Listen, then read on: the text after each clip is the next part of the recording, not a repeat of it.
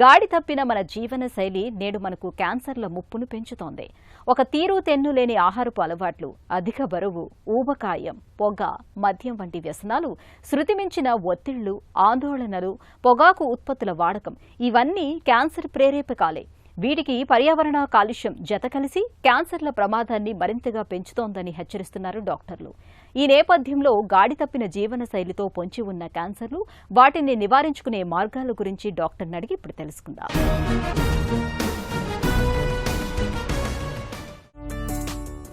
గాడి తప్పిన జీవన శైలిలో క్యాన్సర్ల ముప్పు పెరుగుతుందనే వాదన నిజమేనా? సొసైటీలో క్యాన్సర్ పెరగడం అనేది ఎక్కువగా చూస్తున్నాం. దీనికి ఒక ప్రధానమైన కారణం ఏంటంటే లైఫ్ స్టైల్. మెయిన్ యాక్టివ్గా లైఫ్ స్టైల్ ఉండి రెగ్యులర్గా ఎక్సర్సైజ్ ఇవి చేస్తూ ఎటువంటి చెడు అలవాట్ల హ్యాబిట్స్ లేకుండా ఆహార శైలి కరెక్ట్గా ఉన్నట్లయితే చాలా వరకు క్యాన్సర్స్ని రాకుండా నివారించవచ్చు.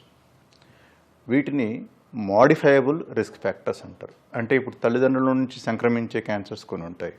వాటిని మనము చేయగలిగింది ఏమీ లేదు. కానీ యాక్టివ్గా ఎక్సర్సైజ్ రెగ్యులర్గా చేస్తూ తక్కువ స్ట్రెస్కి గురైనట్లయితే, అలాగే హ్యాబిట్స్ జోలికి పోనట్లయితే, ఆహార శైలి కరెక్ట్గా ఉన్నట్లయితే చాలా వరకు క్యాన్సర్స్ని రాకుండా నివారించచ్చు. ఒక తీరు తెన్ను లేని ఆహారపు అలవాట్లు క్యాన్సర్ల ముప్పును ఎలా పెంచుతున్నాయి? ఫ్రైడ్ ఫుడ్స్, ఫాస్ట్ ఫుడ్స్, ఈ పిజ్జా, బర్గర్, కేఎఫ్సి ఇట్లాంటివన్నీ తినవడం వల్ల, ఈ ప్రిజర్వేటివ్స్ ఎక్కువ యాడ్ చేయటం వల్ల ఈ పొట్టలోని స్టమక్కి వచ్చే క్యాన్సర్స్, పెద్ద ప్రేగుకి వచ్చే క్యాన్సర్స్, రెక్టమ్కి వచ్చే క్యాన్సర్స్ ఇవి చాలా పెరుగుతున్నాయి. ఇదే ఆహార శైలి ఇంకా కంటిన్యూ అయితే ఈ వ్యాధులు ఇంకా ఎక్కువగా పెరిగే అవకాశం ఉంది. తర్వాత ఈ ఫుడ్ని వీళ్ళు ఈ హోటల్స్లో మళ్ళీ హీట్ చేయటం వల్ల, రీహీట్ చేయటం వల్ల ఈ స్టమక్కి వచ్చే క్యాన్సర్స్ చాలా ఎక్కువగా ఉంటున్నాయి. సో ఆహారం తీసుకునేటప్పుడు అది నాణ్యమైన ఆహారం తీసుకుంటున్నామా, లేకపోతే ఆహారంలో ఏదైనా కల్తీ ఉందా అనే విషయం కూడా గ్రహించాల్సిన అవసరం ఉంటుంది. పొగ, మద్యం వంటి వ్యసనాలతో క్యాన్సర్ల ప్రమాదం ఎలా పెరుగుతోంది? స్మోకింగ్ చేసే వాళ్ళల్లో ఫస్ట్ నోటి క్యాన్సర్స్ పెరిగే అవకాశం ఉంటుంది. తర్వాత ఊపిరితిత్తులకు సంబంధించిన క్యాన్సర్స్ ఎక్కువగా సంభవించే అవకాశం ఉంటుంది. ఈ స్మోకింగ్లో ఉండే ఆ టొబాకో కెమికల్ వల్ల ఈ క్యాన్సర్స్ ఎక్కువగా రావడం జరుగుతుంది.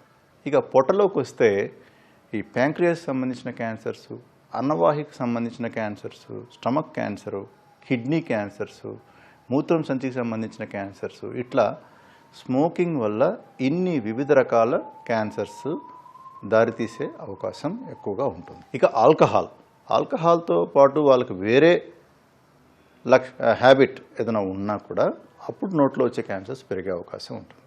అలాగే స్టమక్ క్యాన్సర్, ప్యాంక్రెటిక్ క్యాన్సర్, లివర్కి సంబంధించిన క్యాన్సర్స్ ఈ ఆల్కహాలిక్స్లో ఎక్కువ వస్తాయి.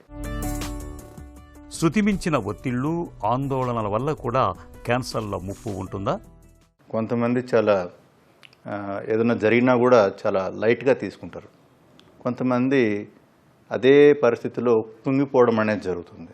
సో కుంగిపోయిన వాళ్ళలో ఏమవుతుందంటే మన బాడీ తట్టుకునే శక్తి, ఇమ్యూనిటీ అనేది తగ్గే అవకాశం ఉంటుంది.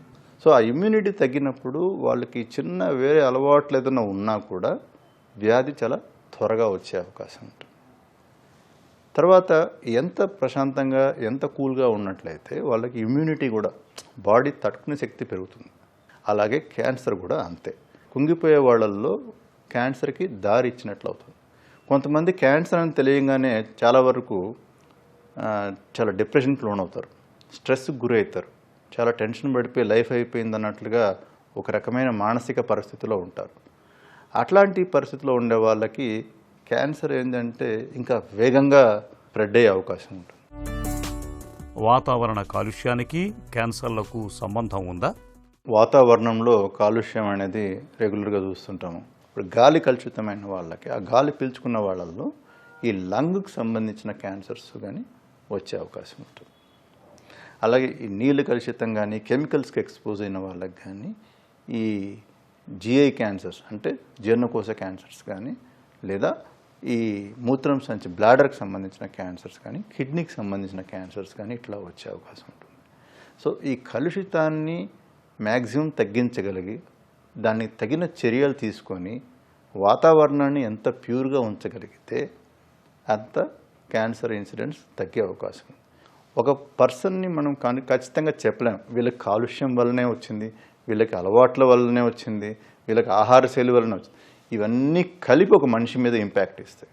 మనం ఉన్న దగ్గర మార్పుని తీసుకొని వచ్చి ఈ కాలుష్యాన్ని తగ్గించినట్లయితే ఆ కాలుష్యం వల్ల వచ్చే రిస్క్ని కొంచెం తగ్గించినట్లు అవుతుంది. క్యాన్సర్ల ముప్పును నివారించుకోవటం ఎలా? జీవనశైలి ఎలా ఉండాలి?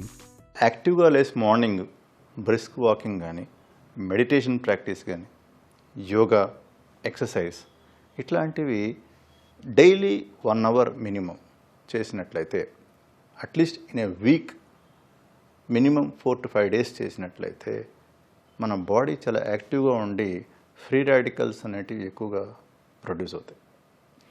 సో దానివల్ల క్యాన్సర్ని తగ్గించే అవకాశం అనేది, ఇమ్యూనిటీ అనేది మనకు చాలా పెరుగుతుంది.